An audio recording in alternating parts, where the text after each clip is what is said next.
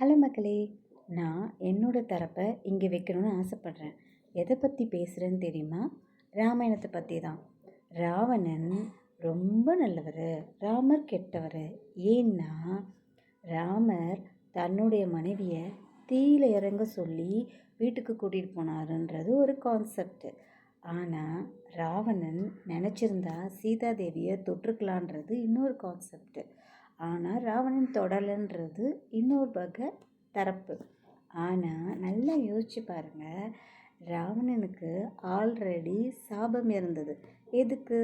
அவர் பெண்களிடம் கொஞ்சம் அப்படி இப்படின்றது தான் உண்மை. ஊர்வசிக்கிட்ட அவர் நடந்துக்கிட்ட விதத்தினால அவரை ஊர்வசி சபிச்சிருவாங்க. நீ எந்த பெண்ணின் விருப்பம் இல்லாமல் அவளை தொட்டனா உன் தலை வெடிச்சிரும் அப்படின்னு சொல்லிட்டு. ஸோ தன்னுடைய சாபத்தை எங்கே பழிச்சிருமோன்னு பயந்துட்டு தான் அவர் சீதையை தொடலை.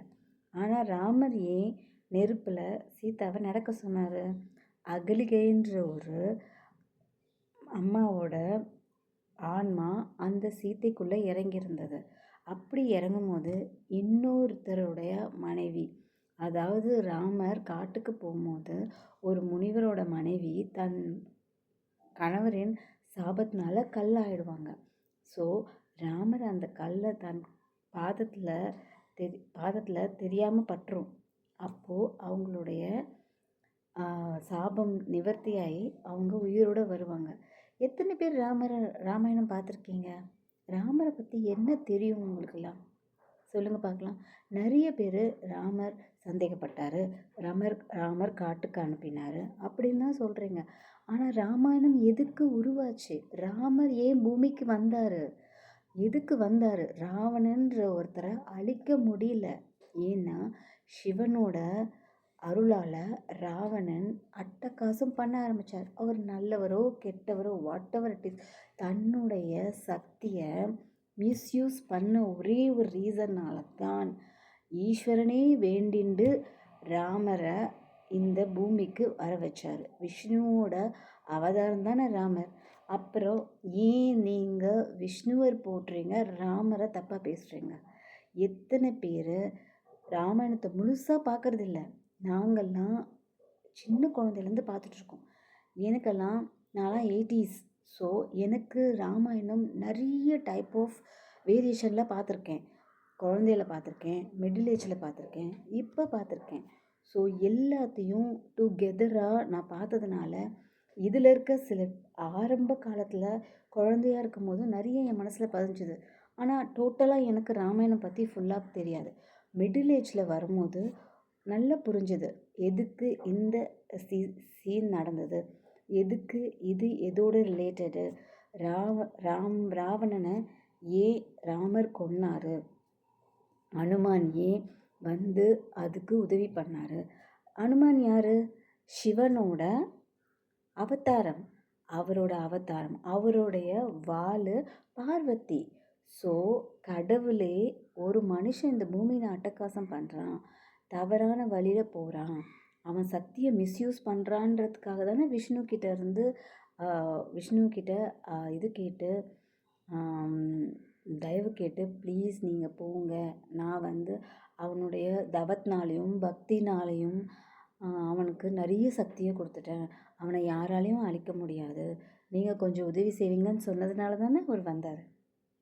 அப்புறம் எந்த கான்செப்டுமே முழுசாக தெரியாமல் ராவணன் நல்லவன், ராமர் கெட்டவன். ராவணன் இன்னைக்கு இந்த காலத்தில் இருந்திருந்தா என்ன நடந்திருக்கும்? இப்போ நிறைய ராவணன்கள் இருக்காங்க. ஆனால் ராமர் எங்கே? ஒரே ஒரு ராமர் தான், ஒரே ஒருத்தர். ஏன் ஒரு மனுஷனை ராமன் எப்படி சொல்ல முடியும்? ஏன்னா காலம் கலிகாலத்தில் கிருஷ்ணன் ராமர் ஒரே மனைவியாக இருந்ததுனால தான் கிருஷ்ணனுக்கு 300 மனைவிகள்னு சொல்கிறாங்க. அதுவும் நம்ம பார்த்ததில்லை. எல்லாமே ஸ்டோரிஸை வச்சுட்டு ஏன் நீங்கள் ராவணன் நல்லவன் ராமர் கெட்டவன் ஏன் சொல்கிறீங்க? நான் ராமரை கடவுளாக கும்பிடுற நம்ம ஏன் ராவணனை கடவுளாக கும்பிடல? ஏன் இன்னைக்கு வரைக்கும் அயோத்தி போற்றப்படுது? ஏன் சீதா தேவியை ஏன் நம்ம ஒரு எக்ஸாம்பிளாக எடுத்துக்கிறோம்? ஏன் கண்ணகி சிலையை வச்சு நீங்கள் ஏன் சீதையின் சிலையை வைக்கல? சொல்லுங்க பார்க்கலாம். ஏதோ ஒரு தேவையே இல்லாத ஒரு கான்செப்டை கொண்டு வர்றது, அதை ஒருத்தர் பேசுனீங்கன்னா இன்னொருத்தர் பேசுகிறது. ஸோ எல்லாமே ஒருத்தருக்கு ஒருத்தர் ரிலேட்டடாக பேசணும். இந்த கான்செப்ட் தான் நாங்கள் பேச போகிறோம். அந்த மாதிரி கண்டினியூவாக பேசுகிறீங்க. அப்படி பேசாதீங்க. ஒருத்தர் பேசினார்னா போங்க, அந்த ராமாயணம்னா என்ன, ராமாயணத்தை புக்கை படிங்க. இல்லைன்னா பழைய எபிசோட்ஸ், நடுவில் வந்த எபிசோட்ஸ் கிட்டத்தட்ட ஒரு 4 டைப் ஆஃப் ராமாயணம் வந்துருச்சு. அந்தந்த சீசனுக்கு வந்துருச்சு. ஸோ உட்காந்து உங்களால் பேசுகிறதுக்கு முன்னாடி ஃபுல்லாக ரெஃபர் பண்ணுங்கள். ரெஃபரே பண்ணாமல் ராமாயணத்தை பற்றி நீங்கள் ஏன் பேசுகிறீங்க? நீங்கள் பேசுறது தப்பு. நீங்கள் ராவணனை பற்றி பேசுனா, ராமர் யார்? தெய்வம், விஷ்ணு பகவான். திருப்பதியில் ஏன் 7 மலை ஏறி திருப்பதிக்கு போய் ஏன் வெங்கடாஜலபதியை கும்பிட்றீங்க?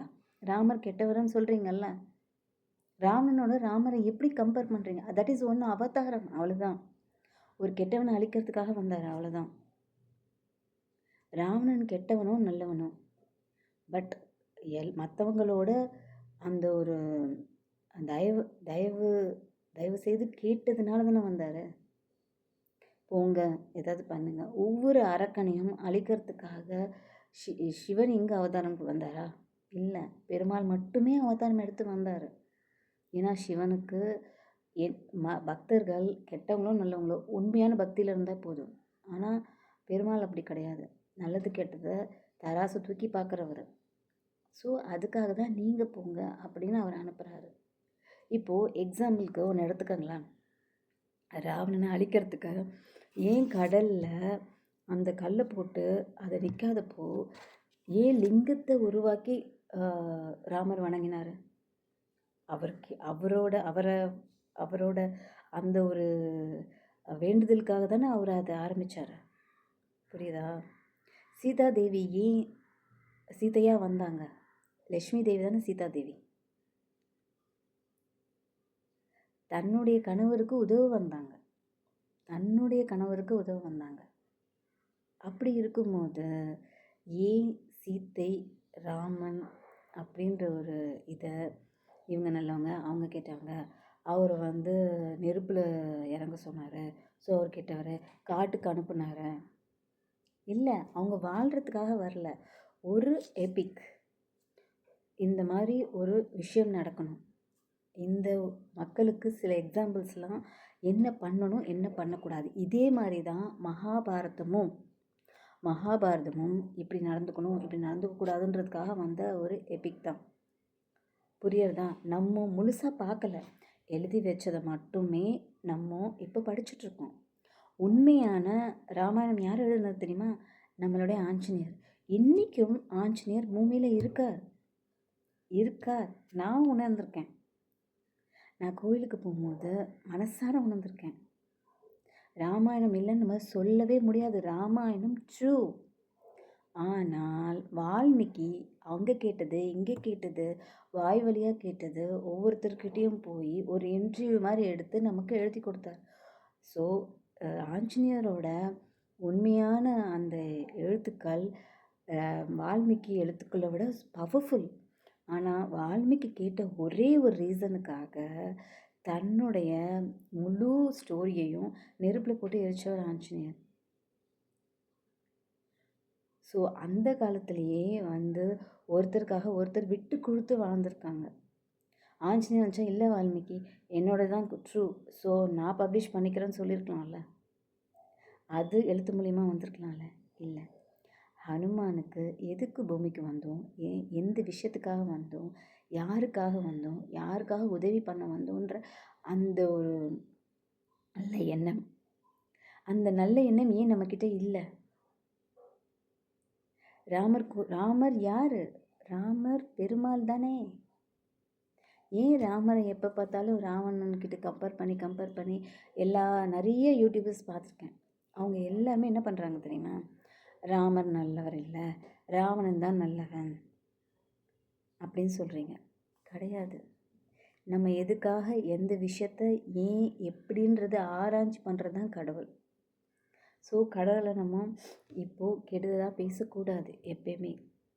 நிறைய விஷயங்கள் ஏன் தெரியுமா நமக்கு சரியாக நடக்கிறதில்ல? Comparison comparison comparison comparison. So ஒருத்தவங்க இப்போது ஒரு கதா காலட்சேபம் போய் கேளுங்க. யாராவது ராமர் தப்பு, ராவணன் நல்லவன் அப்படின்னு சொல்லியிருக்காங்களா? நீங்கள் ஏன் அந்த மாதிரி ஒரு கடவுளை தவறாக சித்தரிக்கிறீங்க? என்னை பொறுத்த வரைக்கும் ஜீசஸ், கிருஷ்ணன், அல்லா எல்லாருமே ஒன்று தான். ஏன் ஒருத்தர் நான் ரீசண்டாக ஒரு ஒரு 4-5 வருஷத்துக்கு முன்னாடி ஒரு விஷயத்தை படித்தேன். அதில் என்ன சொல்கிறாங்க தெரியுமா? ராமரின் அடுத்த அவதாரம் தான் அல்லான்னு சொல்கிறாங்க. இவருடைய ஜாதகமும் அவருடைய ஜாதகமும் ஒரே மாதிரி தான் இருக்குன்னு சொல்கிறாங்க. ஆனால் சில விஷயங்களை நம்ம முழுசாக ஆராயறதில்லை. இப்போ யூடியூப்பில் உட்காந்து பேசுகிறாங்களா, ஓகே எப்படி இருக்குமோ. ஸோ இதை எடுத்துகிட்டு ஆக்ட்ரஸும் சில பேர் பேசுகிறாங்க, ராவணன் தான் நல்லவன், நான் ராவணனாகவே வாழ்ந்துக்க போகிறேன். நீ ராமராக வாழணும்னு பரவாயில்ல, ராவணன் மாதிரி வாழாதீங்க. அவர் நல்லவரோ கெட்டவரோ நான் அவரை பற்றி பேச விரும்பலை. ஆனால் தப்பாக சித்தரிக்காதீர்கள். நமக்காக வால்மீகின்றவர் யார் தெரியுமா? ஒரு திருடராக காட்டில் சுற்றிட்டு இருந்தார். தான் தவறை உணர்ந்து சீத்தையை பார்த்த அப்புறம் முழுசாக அந்த அம்மாவின் அந்த ஒரு தெய்வ கடாட்சியத்தை பார்த்து, அவங்க முகத்தை பார்த்து திருந்தி தன்னுடைய ஆசிரமத்தில் அதுக்கு அடைக்கலம் கொடுத்தவர். ஸோ தயவு செய்து கேட்டுக்கிறேன், யாருமே ராமாயணத்தை தப்பாக சொல்லாதீங்க. ராவணன் நல்லவனாகவே இருந்துட்டு போட்டோம், அதுக்கு ராமரை தப்பாக பேசாதீங்க. நீங்கள் ராமரை தப்பாக பேச ஹனுமானுக்கு நிச்சயமாக கோவம் வரும். ஏன்னா அவர் இன்னும் பூமியில் வாழ்ந்துட்டு தானே இருக்கார். நல்லா நீங்கள் உண்மையாகவே ராமர் பக்தராக இருந்தால் நேராக ஆஞ்சநேயர் கோயிலுக்கு போங்க. ஆஞ்சநேயர்கிட்ட நீங்கள் கேளுங்க, ராமர் எப்படி, ராவணன் எப்படின்னு. உங்களுக்கு வீட்டுக்கு வரத்துக்குள்ளே ஆன்சர் வந்துடும்.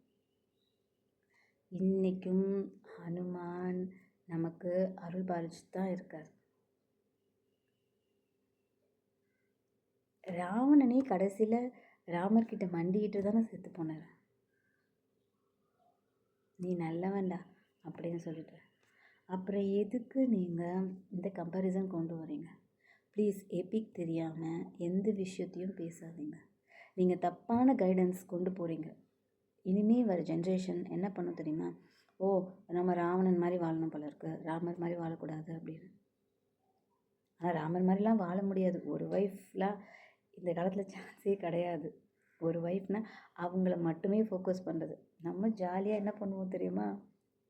இங்கே ஒய்ஃப் இருக்கும்போதே, ஒய்ஃப் கூட வரும்போதே பக்கத்தில் ஒரு பொண்ணை சைட் அடிக்கிற நம்ம இந்த ஜென்ரேஷனில் இப்போ இல்லை, அந்த காலத்துலேருந்தே அப்படி தானே. ஸோ யாரும் சீத்தையும் இல்லை, யாரும் ராமனும் இல்லை. அட்லீஸ்ட் அவங்க சொன்ன நல்ல பழக்க வழக்கங்களை மட்டுமாவது நம்ம ஃபாலோ பண்ணிக்கணும். ராமன் திறமைசாலி தான், ஆனால் நிறைய மிஸ்டேக் பண்ணியிருக்காரு. ஆனால் ராமர் தான் எதுக்கு வந்தோன்றது கான்செப்டுக்காக வந்தவர் தான். ராவணன் ஒரு மனிதன், ஆனால் ராமர் தெய்வம். ஸோ தயவு செய்து இனிமேல் யாரும் எந்த பற்றியாவது டாபிக் பேசுகிறதுக்கு முன்னாடி கெஞ்சி கேட்டுக்கிறேன், அது எப்படி ஃபுல்லாக படிக்காமல் ரிசர்ச் பண்ணாமல் ராமரையும் ராவணையும் பற்றி பேசாதீங்க. இது என்பது தாழ்மையான வேண்டுகோள். எப்படியும் இந்த வீடியோ ஒரு 100 பேர் கூட பார்க்க போகிறதில்ல. எனக்கு இருக்கிறது 66 சப்ஸ்கிரைபர்ஸ் தான். ஸோ அவங்களே முதல்ல லைக்ஸ் போட மாட்டாங்க, கமெண்ட்ஸ் போட மாட்டேன்றாங்க. மேபி நான் பேசுகிறது பிடிக்காமல் இருக்கலாம், ஆனால் இதை நான் மக்களுக்கு கொண்டு யாராவது சேர்ப்பீங்கன்ற ஆசையில் தான் போடுறேன். எனக்கும் யூடியூப்பில் நிறைய பேசணும், நிறைய கண்டென்ட் பண்ணணும்னு ஆசை தான். ஆனால் பார்க்காத ஒரு விஷயத்துக்காக பண்ணுறது கஷ்டமாக தான் இருக்குது. பட் இருந்தாலும் என் மனசு குமுறில் இதில் கொட்டணும்னு நினச்சேன், கொட்டிட்டேன். So thank you. இதை பார்க்குறவங்களாவது இனிமேல் ராவணையும் கம்பேர் பண்ணாமல் இருந்தால் நல்லது. Thank you so much. இதை வாட்ச் பண்ணுறவங்களுக்கு கொஞ்சம் சப்ஸ்கிரைப் பண்ணலாம், ஓகே. லைக்ஸ் பண்ணாலும் ஓகே. இல்ல நீங்க பேசுறது ஓகே, நல்லா இருக்கு, நல்லா இல்லையான்னு கமெண்ட் பண்ணாலும் ஓகே. Thank you.